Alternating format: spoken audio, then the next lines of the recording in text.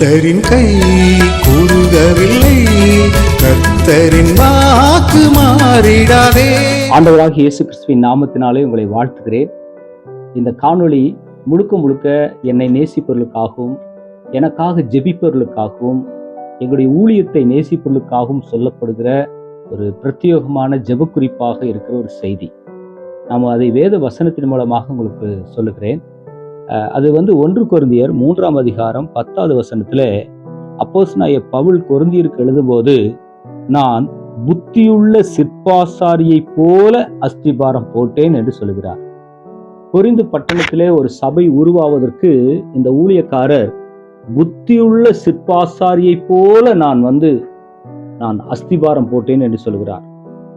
என்ன இந்த புத்தியுள்ள சிற்பாசாரியாக அவர் செய்த வேலை என்ன என்று நாம் தெரிந்து கொள்ள வேண்டும் என்றால், அப்போஸ்தலர் 18ஆம் அதிகாரத்திலே இந்த கொரிந்து பட்டணத்திலே அவர் செய்த ஊழியங்களை குறித்து நாம் வாசிக்க முடியும். அப்போஸ்தலர் 18ஆம் அதிகாரத்துக்கு நேராக வாருங்கள். அவர் புத்தியுள்ள சிற்பாசாரியை போல என்னென்ன காரியத்தை செய்தார் என்று சொல்லப்படுகிறது. முதலாவதாக 18ஆம் அதிகாரம் 4வது வசனத்திலே அவர்களோடு ஓய்வு நாள் தோறும் அவர்கள் ஜெப ஆலயத்திலே சம்பாஷணை பண்ணினார் என்று சொல்லுகிறார். சம்பாஷணை என்றால் டிஸ்கஷன் பண்ணினார். வேத வசனங்களையும் நியாய பிரமாணங்களையும், இப்பொழுது இயேசு கிறிஸ்துவினுடைய கிருபை பிரமாணங்களையும், இயேசு சொன்ன சத்தியங்களையும் வைத்து அவர்களோடு சம்பாஷணை பண்ணி சத்தியத்தை சொன்னார். இது முதல் காரியம். இரண்டாவது காரியம், அவர்களுக்கு புத்தி சொன்னார் என்று அதே வசனத்திலே சொல்லப்பட்டிருக்கிறது. அவர்களுக்கு அட்வைஸ் பண்ணினார், புத்தி சொன்னார்.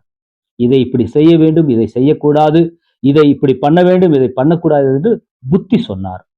அது மாத்திரமல்ல, மூன்றாவதாக நாம் வாசிக்கும் போது அவர்கள் 18:5 நாம் வாசிக்கும்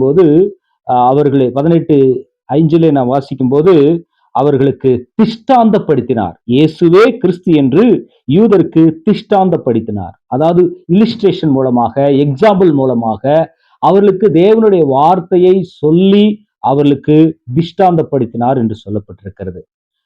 நான்காவதாக 18:8 சொல்லுகிறது, அவர்களுக்கு சுவிசேஷத்தை அவர்களுக்கு சொன்னார். அதன் மூலமாக அவர்கள் விசுவாசித்து ஞானஸ்தானம் பெற்றார்கள். சுவிசேஷத்தை, இயேசுவின் சுவிசேஷத்தை தெளிவாகவும் சரியாகவும் சொல்லி அவர்கள் அநேகரை ஞானஸ்தானம் பெற வைத்திருந்தார் என்று வாசிக்கிறோம். தொடர்ந்து 18:11 வாசிக்கும் போது அவர்கள் அங்கே வேத வசனத்தை அவர்களுக்குள்ளே உபதேசம் பண்ணினார் என்று வாசிக்கிறோம். அடுத்தது 13வது வசனத்திலே அவர் எல்லார் மனுஷருக்கும் போதிக்கிறார். எல்லா மனுஷருக்கும் போதிக்கிறார். இதை நான் இந்த ஜெப குறிப்பாக நாங்கள் இடத்தில் சொல்லுவது என்னவென்றால், அவர் சம்பாஷணை பண்ணினார், புத்தி சொன்னார், திஷ்டாந்தப்படுத்தினார், சுவிசேஷத்தை சொன்னார், உபதேசம் பண்ணினார், போதனை பண்ணினார். இந்த 6 விஷயங்களை எப்படி அவர் சொல்லி செய்து முடித்துவிட்டு அவர் சொல்லுகிறார், நான் ஒரு புத்தியுள்ள சிற்பாசாரியை போல உங்களுக்கு அஸ்திபாரத்தை போட்டான் என்று சொல்கிறார். எனக்கு அன்பானவர்களே, நான் இந்த காணொளி மூலமா உங்களுக்கு சொல்லுவது என்னவென்றால், என்னையும் கர்த்தர் அப்படி ஒரு புத்தியுள்ள சிற்பாசாரியை போல ஊழியம் செய்யும்படி, உபதேசம் பண்ணும்படி, புத்தி சொல்லும்படி, திஷ்டாந்தப்படுத்தும்படி, சுவிசேஷம் சொல்லும்படி, அது மாத்திரமல்ல அநேகருக்கு புத்தி சொல்லும்படி, இப்படிப்பட்ட 6 காரியங்களையும் தேவன் எனக்காக செய்ய, எங்கள் ஊழியத்திலே செய்ய ஜெபித்துக் கொள்ளுங்கள். கர்த்தர் உங்களை ஆசீர்வதிப்பார். God bless you. கர்த்தர் உங்களை ஆசீர்வதிப்பார். God bless.